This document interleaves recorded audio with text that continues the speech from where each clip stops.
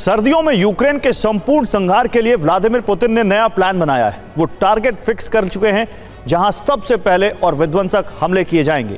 एक बड़ी प्लानिंग के तहत क्रेमलिन ने सैनिकों को आगे बढ़ने का आदेश दे दिया है। अचानक से रूस के तेवर आक्रामक हो गए हैं। अब वो कुर्स्क से भी यूक्रेन को खदेड़ेगा और उन तमाम इलाकों पर भी संपूर्ण कब्जा करेगा जिनको लेकर पुतिन ने ब्लूप्रिंट बनाया है। आखिर क्या है पुतिन का नया प्लान, इस एक्सक्लूसिव रिपोर्ट में जानिए।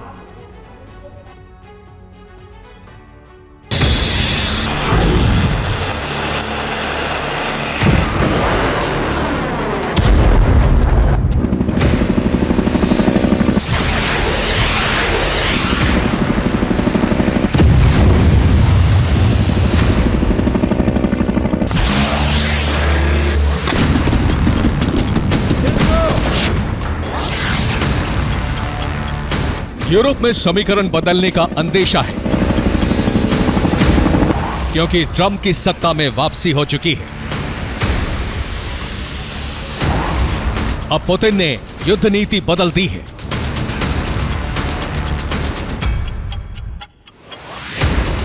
और उन दोनों इलाकों पर भीषण तबाही मचाने की तैयारी है। यूक्रेनी सेना को खदेड़ने की तैयारी है।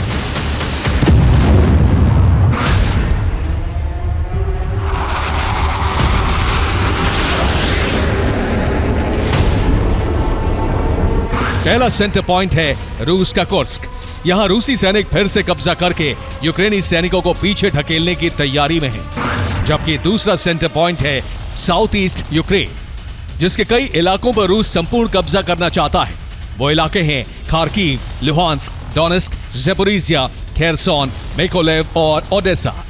यानी रूस काला सागर से यूक्रेन का कनेक्शन पूरी तरह से खत्म कर देना चाहता है। 2014 में रूस ने क्रीमिया पर कब्जा करके अपना प्लान का पहला स्टेप बढ़ाया था, जबकि अब 2024 में उसने दक्षिणी पूर्वी यूक्रेन पर संपूर्ण कब्जा करने का इरादा जाहिर कर दिया है।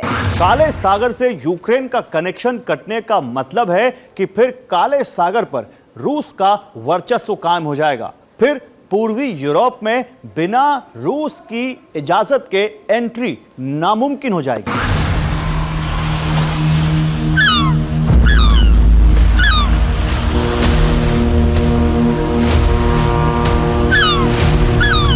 यही वजह भी है जब से काला सागर में रूस यूक्रेन में जंग शुरू हुई है, यूक्रेन का हजारों टन अनाज सड़ गया, क्योंकि रूस ने अनाज बाहर ले जाने के लिए यूक्रेन का रूट नहीं दिया।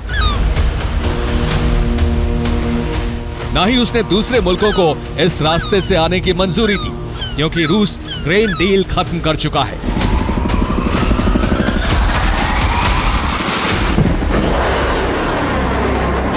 एक तरफ काला सागर में रूस ने दोबारा से युद्धपोत की तैनाती कर दी है, जिससे वो साउथ ईस्ट यूक्रेन पर समंदर से हमला कर सके और दूसरी तरफ जमीन पर उसके सैनिकों को सपोर्ट मिल सके। वहीं रूस ने कुर्स्क में अपनी टैंक बटालियन उतार दी है, जबकि ड्रोन से पहले ही हमले किए जा रहे हैं। यानी कुर्स्क में कोहराम मचा हुआ है। पुतिन ने कुर्स्क जीतने को नई टाइमलाइन बना दिया है। इसमें यूक्रेनी सैनिकों के सरेंडर का विकल्प भी रखा गया है। लंबे समय से कुर्स्क में घुसे यूक्रेनी सैनिकों का हौसला टूट रहा है, क्योंकि उनको हथियार और रसद की खेप मिलने में देरी हो रही है। रूस को अंदाजा हो गया है कि आमने सामने की जंग से बेहतर प्रॉक्सी हमले किए जाएं। इसी वजह से कुर्स्क में रूसी सेना हावी हो रही है।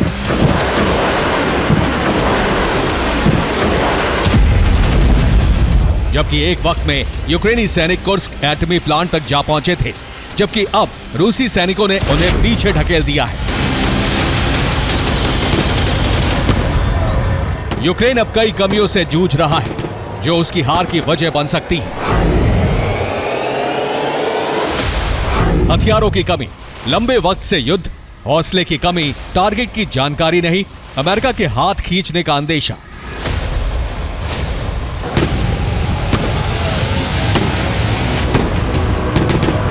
अगर अमेरिका ने यूक्रेन को हथियार सप्लाई रोकी तो नेटो देश भी ऐसा कर सकते हैं।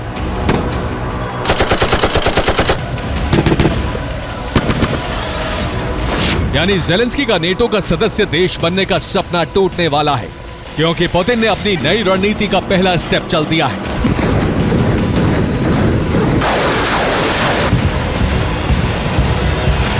उधर यूक्रेनी संसद ने सैनिकों की कमी की वजह से एक नया फैसला लिया है। अब महिला सैनिक फ्रंट लाइन पर तैनात की जा रही है।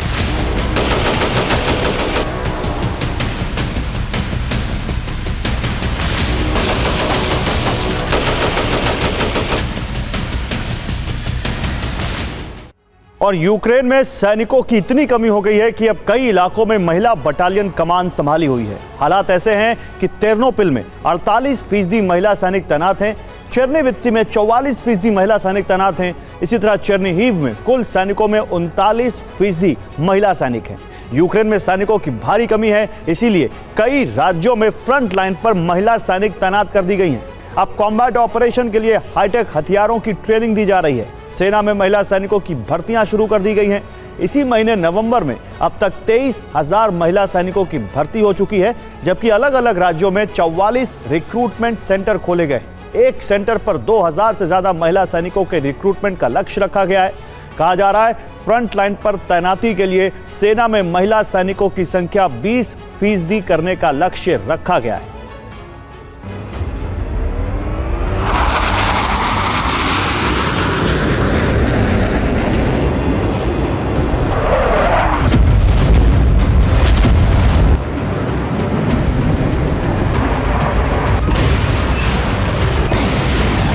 अभी सर्दियां ठीक से आई भी नहीं हैं कि यूक्रेन बड़े संकट में घिर गया है।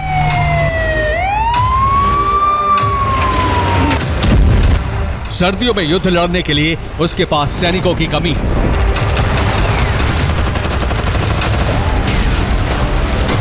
इसी वजह से उसने महिला सैनिकों की भर्ती शुरू कर दी है। हालांकि यूक्रेन का यह फैसला उसे हार के और नजदीक ला सकता है।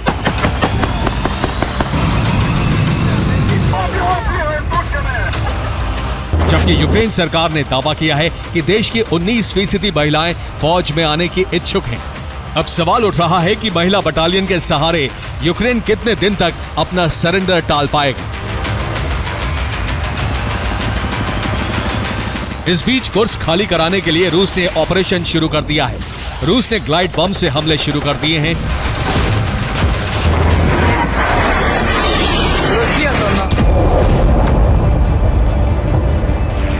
रूस ने शाहिद ड्रोन की बड़ी खेप हमले के लिए कुर्स्क भेज दी है। बताया जा रहा है कि रूस के हमले में सिविलियन भी जख्मी हो रहे हैं।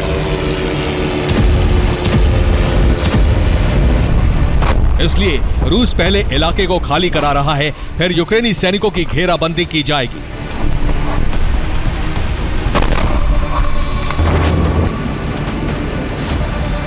ज़ेलेंस्की ने दावा किया है कि रूस के हमले से यूक्रेन में सिविलियंस मारे जा रहे हैं। ज़ेपोरिज़िया में पिछले 24 घंटे में 6 लोग हमले में मारे गए, जबकि मिकोलेव में मरने वालों की संख्या 5 है।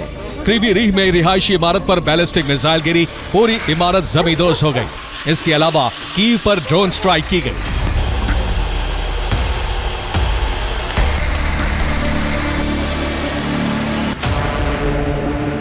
यानी 2 दिशाओं में पुतिन सेना आक्रामक है। कीव की तरफ सैनिक बढ़ रहे हैं और कुर्स्क में यूक्रेनी सैनिकों को खदेड़ने के लिए नॉर्थ कोरिया से आए 50,000 सैनिक काउंटर ऑफेंसिव पोजीशन पर लगा दिए गए हैं।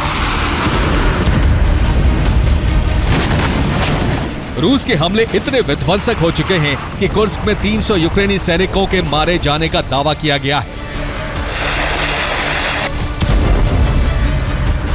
जबकि इसी तरह का विध्वंस मचाने की तैयारी अब ज़ेपोरिज़िया में भी शुरू कर दी गई है।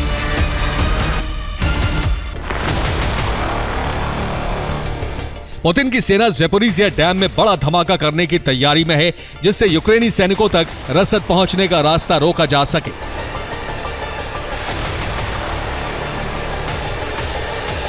रूस तैयारी कर चुका है कि किसी भी कीमत पर सर्दियों में यूक्रेन का संपूर्ण संहार करना है।